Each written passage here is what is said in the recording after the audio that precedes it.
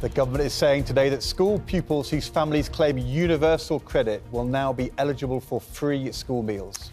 It says the new measures, which will be introduced in September 2026, will lift 100,000 children out of poverty in England. Well, Education Secretary Bridget Phillipson joins us now with a big smile on her face. I'm sure you're thrilled at those figures, 100,000 children coming out of poverty. No one's going to say that is a bad thing. But how are you going to pay for this? Yeah, I am delighted, and it's great news for your viewers because it will mean that they're seeing a lot of money back in their pockets. It's £500 per child per year for those who will now be eligible, and it will also really boost children's attainment at school. It will make a big difference. We know if children are hungry, it's really hard to concentrate and to learn. In terms of how this is funded, it's a £1 billion investment over the course of the spending review period. All of the detail around it will be set out next week as part of the spending review in full. But there is a plan to pay for this. We want to do this seriously and do it credibly, but it's a game changer for families. It will make a really big difference, and it will lift 100,000 children out of poverty. It's a game changer for those families that are entitled to it, fingers crossed. But the IFS challenges your figures and says it won't lead to that number of children being brought out of poverty. And more than that, there are better ways of doing this, like lifting the two-child benefit cap.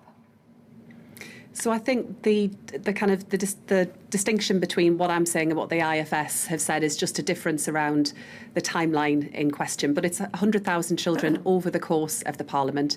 It will benefit directly 500,000 families. So it's putting money back into parents' pockets, and it will make a huge, huge difference. The system at the moment, it doesn't catch as many hard-working, low-income families as it should. The change I'm announcing today with the Work and Pension Secretary, Liz Kendall, will make a big difference. And we're co-chairing that Child Poverty Task Force together. You mentioned other social security changes. We're looking at all of that because we've got to look at every way that we can lift more children out of poverty. It is a moral stain on our country that right now, as I speak to you, lots and lots of children are growing up in poverty. It's far too high.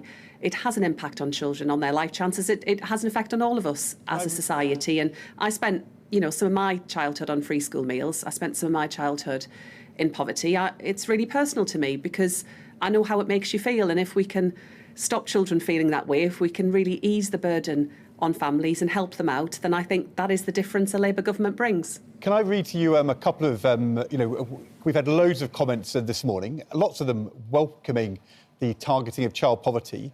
But Kay says, I work in a primary school and think every child should get a free school meal. Hunter says, you will find a lot of working parents who aren't entitled to universal credit are going to food banks these days. Nigel, I agree with the free school meals, but there are as many people that work full-time on low wages that struggle as well. You'll know in London, all children get free school meals in primary school. When I was doing your job, I tried to get free school meals for all primary school students, was rebuffed by the Treasury, who said it was unaffordable. Did you make the case to the Treasury for all children in primary schools to get free school meals, or did you decide just to make do with only the poorest families? I won't be divulging details of my conversation with the Treasury. I think you'll know why that is from your experience, Ed. But what I can say is that, look, the public finances are in a difficult position. We all know that the economy has faced some big challenges over the years, and that's why we've got to target what we spend. But even though we're targeting this measure, it's 500,000 children. I mean, that is a huge, huge number of children that will benefit from this. And it is hard-working people. It is people that go out to work but earn often low wages, and because of that weren't eligible in the way that it was previously set up to get free school meals. This, as I said, is £500 per child per year back into families' pockets. That's one of a number of measures that we're taking as a government to support families. For example, we're also rolling out free breakfast clubs in our primary schools. We're increasing the minimum wage and we're cutting uniform costs. All measures designed to support families, but also to help children at school, because it does make a big difference to what they can achieve as well. Can I ask you about schools? We know that the Chancellor said yesterday it's a tough spending review. Lots of disappointed cabinet ministers. We know that health and defence are winners.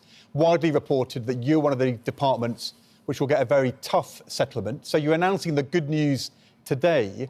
But how about more widely in schools? When the settlement comes, are you going to be able to guarantee that we'll have the same number or more teachers and teaching assistants for the next 3 years? Or are you going to have to accept a tough settlement where you see over the next few years fewer teachers and larger class sizes?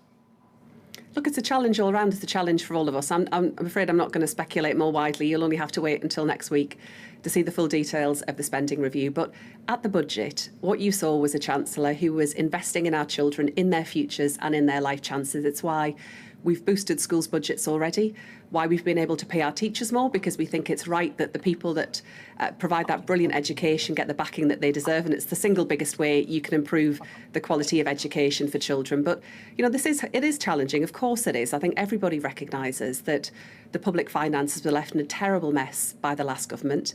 But because we're stabilising that, because we're turning things around, we are able to make different choices, Labour choices, around supporting families, choices like the one I'm announcing today that, frankly, you would not be hearing from Conservative or Reform politicians. But there could be fewer teachers and larger class sizes in the settlement. You're not going to kind of rule that out. That's something which might happen. Well, we're publishing data later this morning about the numbers of teachers in our schools. I can't give you those exact numbers because they're due to come, but I can tell you the numbers are moving in the right direction and we need more teachers in our classrooms.